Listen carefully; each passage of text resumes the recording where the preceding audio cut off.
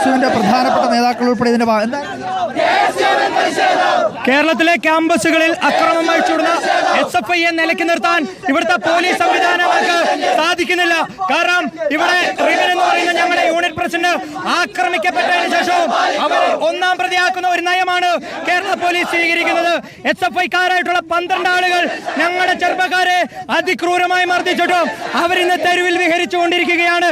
അടികിട്ട് നട്ടലിന് പരിക്കേറ്റ പ്രിയപ്പെട്ട റിബിൻ എന്ന് പറയുന്ന KSUവിന്റെ ചെറുപ്പക്കാരൻ, ആ ചെറുപ്പക്കാരനെ ഒന്നാം പ്രതിയാക്കി കേരള പോലീസ് കേസെടുത്തിരിക്കുകയാണ്.